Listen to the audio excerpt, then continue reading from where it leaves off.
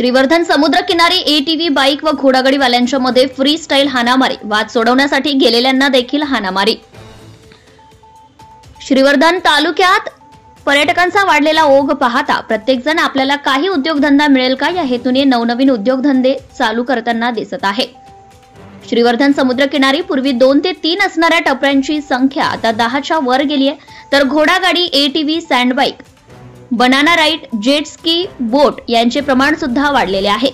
यांच्यामध्ये रोज काही ना काही छोटा मोठा वाद होत असतो। मस्करीतून मोठा वाद निर्माण झाला, यासाठी श्रीवर्धन पोलिसांना सुद्धा पाचारण करावे लागले। मिळालेल्या माहितीनुसार घोडागाडीवाल्यांनी तर समोरील व्यावसायिकांना चाबकाचे फटके देत खाली पाडून मारल्याचं, तसेच वेपण सुद्धा वापरण्यात आल्याचं घटनास्थळी असणाऱ्या नागरिकांमध्ये चर्चा करीत आहेत। तसेच वाद सोडवण्यासाठी गेलेल्या बनाना राईड व जेट स्की व्यावसायिकांना सुद्धा मारहाण केली आहे। यामध्ये एकाला जबर मारहाण झाल्याने पुढील उपचारासाठी तालुक्याबाहेर पाठवण्यात आले।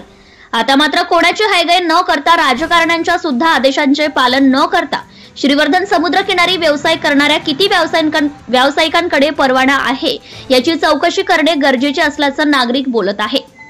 घोडागाडीवाले तर व्यवसाय पूर्ण झाल्यावर आपले घोडे इतर सोडून जातात। यामुळे नागरिकांच्या बागा, शेती यांची मोठ्या प्रमाणात नुकसान होत असते।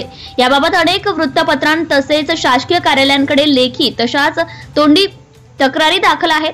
आता तरी प्रशासन यावर ठोस उपाययोजना करेल का, की एखादी जीवितहानी झाल्यानंतरच प्रशासनाला जाग येणार? मात्र झालेल्या घटनेमुळे सुस्त प्रशासनावर नागरिकांची प्रचंड नाराजी निर्माण झाली आहे। झालेल्या घटनेबाबत श्रीवर्धन पोलीस ठाण्यामध्ये रीतसर गुन्हा दाखल झाल्याची माहिती श्रीवर्धन पोलीस ठाण्याकडून देण्यात आली आहे। Subscribe now and press the bell icon.